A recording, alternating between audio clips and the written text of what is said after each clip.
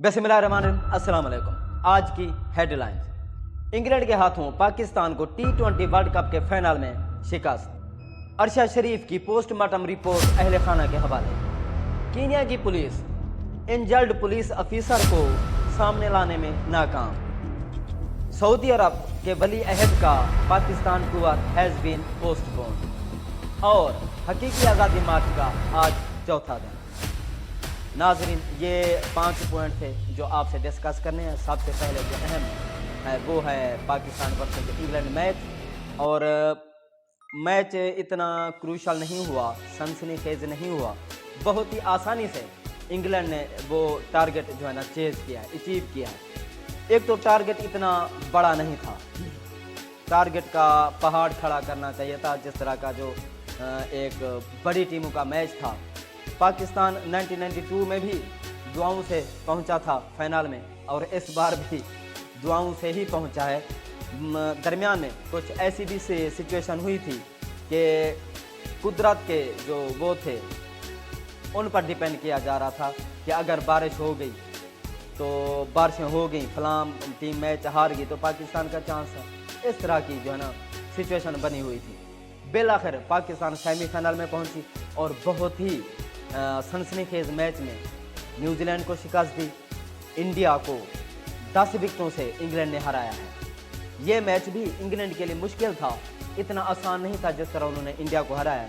बहरहाल फाइनल था, एक टीम ने जीतना था, लेकिन 2-3 पॉइंट्स हैं उस पर जो है ना हम डिस्कस कर लेते हैं। पहला तो ये कि सबसे ज़्यादा जो डिपेंड कर रहा था वो टॉस पे कर रहा था कि अगर पाकिस्तान टॉस जीत जाता है तो बैटिंग फिर इंग्लैंड को दे देगा।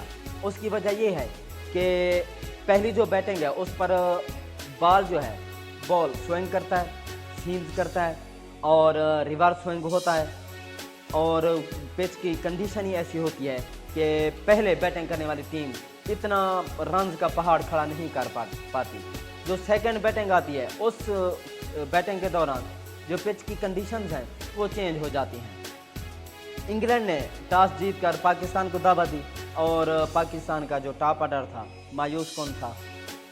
पर ओवर जो रन रेट थी वो बहुत ही स्लो थी, T20 मैच के हिसाब से बहुत ही कम थी।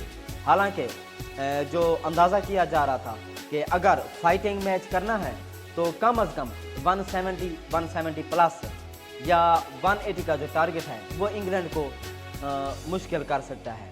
लेकिन मानना पड़ेगा इंग्लैंड बहुत अच्छा खेला है। उसकी फील्डिंग, बैटिंग, बॉलिंग बड़ी ज़बरदस्त हुई है। स्कोर को उन्होंने जकड़ के रखा। पाकिस्तान की जो बैटिंग लाइनअप है उनको जो है ना खेलने का मौका नहीं दिया इंग्लैंड ने। और जो पाकिस्तानी बैट्समैन थे ज़्यादा शॉट्स लगाने में भी नाकाम रहे हैं। रिजवान का एक छक्का है और एक और खिलाड़ी ने छक्का मारा है बस। और जो बाउंड्रीज हैं वो भी बहुत कम है। ज़ाहिर है बाउंड्री से ही स्कोर आगे बढ़ता है। तो एटलीस्ट 130 का जो टारगेट था मेरे ख्याल में बहुत कम उन्होंने आसानी से चेज किया। 5 विकेटों से ये जो वर्ल्ड कप है T20 वो इंग्लैंड ने अपने नाम किया है। सो जीतो या हारो पाकिस्तान, हम आपके साथ हैं। खेल में हार जीत होती रहती है। अब चलते हैं नेक्स्ट पॉइंट की तरफ। और जो नेक्स्ट पॉइंट है वो है अरशद शरीफ की पोस्टमार्टम रिपोर्ट। वो अहले खाना को जो पिम्स हॉस्पिटल का अमला है उन्होंने दे दी है। और कितने ही अफसोस की बात है कि तकरीबन कई हफ्ते गुजरने के बाद, हालांकि 1-2 घंटे की जो है ना पोस्टमार्टम जो है ना 1-2 घंटे के अंदर अंदर मिल जाती है, लेकिन कई दिन लग गए उनको जो है ना पोस्टमार्टम रिपोर्ट देते हुए।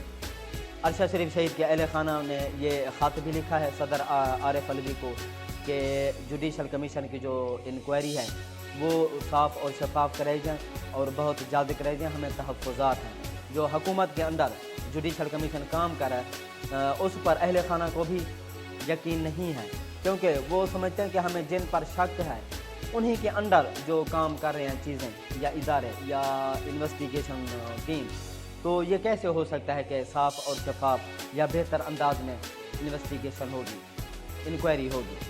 तो खतूत लिखे जा चुके हैं और सहाफ़ी जो एंकर्स हैं वो भी इस मामले पर काम कर रहे हैं اور ان کی عرشہ شریف صاحب کی جو والدہ ماجدہ ہیں وہ بھی کہہ رہی ہیں کہ جو بھی جیسے بھی جو کچھ ہو سکتا ہے وہ عرشہ شریف کے قاتلوں کو بے نقاب کرنے میں تو وہ اپنا کردار ادا کرے، کیونکہ یہ ایک بہت بڑا ثانیہ ہے۔ عرشہ شریف ایک ایماندار، آنیسٹ مین، بہادر، نڈر، حق اور سچ کی بات کرنے والے صحافی تھے۔ ان کا جو بے دردی سے قتل ہوا ہے تو ظاہر ہے قاتل تو بے نقاب ہونے چاہیے۔ اس معاملے پر انہوں نے جو ہے نا صدر عارف علوی کو اور سپریم کورٹ کو بھی خطوط لکھے جا چکے ہیں۔ تو انشاءاللہ قتل کبھی نہیں چھپتا، حقائق سامنے آئیں گے اور جو چیزیں تبدیلی آ رہی ہے اس سے بھی لگتا ہے کہ امپورٹڈ حکومت بوکھلاہٹ کا شکار ہے، اور اچانک رانا ثناء اللہ کی طبیعت خراب ہونا، مریم نواز کا پھر واپس نہ آنا، اور ڈیلی میل کی وجہ سے ادھر شہباز شریف صاحب پکڑے ہوئے ہیں، اور سننے میں یہ جو ذرائع سے سورسز سے خبریں آ رہی ہیں وہ یہ ہیں کہ شہباز شریف صاحب اس وقت تک پاکستان نہیں آ سکتے جب تک وہ 30,000 پاؤنڈ برطانیہ کی کورٹ میں جمع نہیں کرا پاتے، کیونکہ انہوں نے ایک کیس کیا تھا خود کو محفوظ کرنے کے لیے، لیکن وہ خود بچ گئے، اور اس کا نقصان یہ ہوا ہے کہ پاکستان اب بین الاقوامی سطح پر بدنام ہو رہا ہے۔ پاکستان ایک ایٹامک پاور ہے، اور اس کا جو وزیر اعظم ہے وہ بیرون ملک کورٹ میں جرمانے ادا کرتا پھر رہا ہے اپنے داماد سمیت، اور جرمانہ کس چیز پر کہ انہوں نے فلڈ وکٹمز کی جو امداد تھی جو ریکنسٹرکشن کے لیے انگلینڈ نے دی تھی، اب کس منہ سے کس ملک سے آپ ہیلپ مانگیں گے، امداد مانگیں گے؟ ان کو اعتماد ہی نہیں ہے آپ لوگوں پر۔ عوام کا پیسہ، غریب کا پیسہ، سیلاب وکٹم جو سیلاب میں تباہ کاریاں، زلزلے میں تباہ کاریاں ہوئیں، ان کی آپ تعمیر نو کے لیے نہ آپ کام کرتے ہیں، نہ ان ممالک کو کرنے دیتے ہیں جو بیچارے پاکستانی عوام کے لیے امداد بھیجتے ہیں۔ امیج خراب کر کے رکھ دیا آپ لوگوں نے پاکستان کا۔ ایک بہت بڑی ایٹمی طاقت کا جو وزیر اعظم ہے، پرائم منسٹر، وہ جرمانے ادا کرتا پھرا ہے کرپشن پر۔ شرمندگی کا مقام ہے یہ، اور پاکستان کی قوم کے لیے۔ ناظرین، حقیقی آزادی مارچ کا چوتھا دن ہے آج، اور جہاں سے کل اختتام ہوا تھا آج بھی وہیں سے ہی اس کا جو ہے نا شروعات ہوگی۔ پنڈی تک انشاءاللہ جو ہے نا بہت جلد پہنچ جائیں گے۔ آگے کا جو لائحہ عمل ہے وہ عمران خان صاحب طے کریں گے، وہاں جو ہیں عوام کے سامنے کنٹینر پر انشاءاللہ موجود ہوں گے۔ ان کی طبیعت جو ہے نا پہلے سے بہتر ہوتی جا رہی ہے، اور اسلام آباد کے حوالے سے یہی ہو سکتا ہے کہ پنڈی پہنچ کر انہوں نے جو نئی اسٹریٹجی ہے وہ پلان ترتیب دینی ہے۔ لیٹس سی کہ پھر کیا ہوتا ہے۔ کینیا پولیس نے کہا تھا کہ عرشہ شریف کی کار سے ہم پر فائر ہوئے تھے، پھر ہم نے فائرنگ کی تھی، کیونکہ 3-4 انہوں نے جو موقف پیش کیے تھے تینوں ڈیفرنٹ ہیں، مختلف ہیں، یعنی کہ ان کے جھوٹ پکڑے جا رہے ہیں۔ اب انہوں نے جو ایک آدمی پیش کرنا تھا، آفیسر پیش کرنا تھا کہ اس کو ہاتھ پر گولی لگی تھی، وہ ابھی تک پیش نہیں کر پا رہے۔ تو یہ بھی بہت بڑی جو ہے نا انکوائری میں یہ چیزیں دیکھنی چاہیے، انویسٹیگیشن میں، کہ کینیا کی پولیس آخر جھوٹ بول کیوں رہی ہے۔ ایک اہم معاملہ ہے جی، اور سعودی ولی عہد نے پاکستان کا جو ٹور ہے وہ انہوں نے پوسٹ پون کر دیا ہے۔ ایک تو میں آپ کو مختصراً بتا دوں، ڈیٹیل جو ہے نا اگر ڈیٹیل میں جائیں تو بہت لمبی ڈیٹیل ہے، بہت بڑی ہے، مختصر بتا دوں۔ سعودی عرب چاہتا ہے کہ پاکستان ایران کے ساتھ، ترکی کے ساتھ، قطر کے ساتھ تعلقات اچھے نہ رکھے، اور چائنا کے ساتھ یہ مل کر ایک الائنس بنا رہے تھے، وہ سعودی عرب اس کی مخالفت کرتا ہے۔